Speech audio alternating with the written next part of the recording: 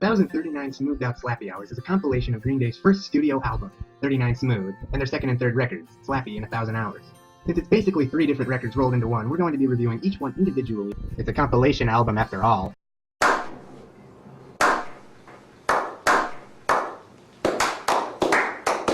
I honestly thought about reviewing Dookie or one of the new albums first, but I think in order to review the whole band, you need to start from the beginning. Now then. This is Green Day, circa 1990. I know what you're thinking. They look like Bill and Ted from Bill and Ted's Excellent Adventure. The resemblance is uncanny, wouldn't you think? It's almost as if they were the same band. And let's not forget the drummer, the guy that looks like Guy Patterson. John Kiffmeyer. Or as he was called back in the day, Al Sobrante. You know, because he was from El Sobrante. Get it? Also, look at this guy. He looks like a young Charlie Sheen. In fact, look at the whole band. It looks like Wild Stallions found a drummer. They hired Charlie Sheen. I would so totally watch that, by the way. Someone get on it. Start making that movie. Anyways, Green Day originally consisted of 3 members. Billy Joe, Mike Dirnt, and John Kiffmeyer. And have you noticed that bands that make it big as a pattern seem to usually have an original drummer? Bands like the Beatles, Nirvana, the Foo Fighters, the Chili Peppers, and so on. Billy Joe Armstrong plays guitar and vocals and sounds incredibly raw on his first album. As a young 18-year-old, his singing is high-pitched and his guitar playing is a mix of a lot of different influences. You can tell he was clearly ready for the big time, but he was still finding his own style. Stop! Mike Dirnt really shines on this album, and his bass playing is incredibly dynamic. He is having a blast and you can tell. Also, I have to note Mike's backing vocals for this album is the secret ingredient to what makes Green Day sound lyrically and technically a joy to listen to. They even switch at one point. Mike sings and Billy sings backing vocals. It's a great touch and I love their chemistry.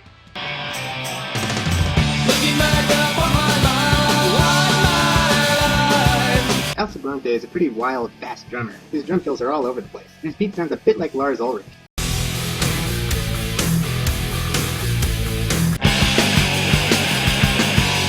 He's not the best technical drummer, but he doesn't have to be. His wild style brings the fast, punk rock tempo you'd expect from a Green Day album, and the other two really work off of that. The songs are really, really good, considering they were all made by 18-year-olds.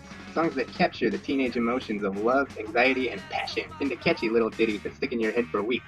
Songs that could have easily been written by Lennon and McCartney, melody and tune-wise. And if you don't know who those guys are, then you ain't getting a pizza roll. Let's look at some of my favorite songs from the album. At the Library kicks us off with a simple rocking riff and some fancy guitar work from Billy. This song was their go-to song, and they sometimes played it twice when they ran out of songs to play. Don't Leave Me is a simple, catchy, straightforward punk song about the bitter taste that comes of a high school breakup. And start to finish, it's the old 3-chord punk rock sound that the band grew a reputation for. I Was There is the only released Green Day song that was written by Al Sobrante. Ironically, I actually think it's the best lyrical piece on the album, and it's my personal favorite song on the entire album. Paper Lanterns is a rocking song. It has a catchy beat and an excellent solo. In fact, most of these songs have killer guitar solos. Dry Ice is an awesome song, and it's the highlight of the back end of this album. The harmonies are great, and it's simple and melodic. This is exactly the kind of song an upstart rock band should want to have. 409 in Your Coffee Maker is a real gritty punk song. This song is so good it could have been on Dookie. In fact, it almost was. It's a wild ride of a song and really gets you going. I think it's one of the best hits on the album and definitely one of Green Day's more underappreciated songs. Going to Pastelaqua is melodically the best song on the album, as I'm sure any big fan of Green Day knows, and the band still plays it live to this day whenever they're in the mood. This song is the real highlight of the album and maybe one of Green Day's finest tracks in their catalog. So Billy, Mike, and Tom Cruise were basically nothing more than just kids who put out an album. There were no plans to get rich off of it or sell out stadiums. It was 3 guys who wanted to make music for the sake of making music, and that's it. That doesn't make this album any better or worse, but there was a charming simplicity to it all that was lost as the band put out album after album. What makes this album special is that it's humble and honest for what it is. It doesn't care about money or fame or anything. It was 100% about the music, and it's a great punk album as a result of it. Sure, it may not be as grandiose as American Idiot or as powerful as Dookie, but this album features the rawest form of the band that would eventually turn into the rock and rollers we know them as today. People seem to have a vague description of the term Old Green Day. People who use this term probably think they're referring to the Dookie Green Day. However, this is incredibly misguided, as the real Old Green Day were these guys.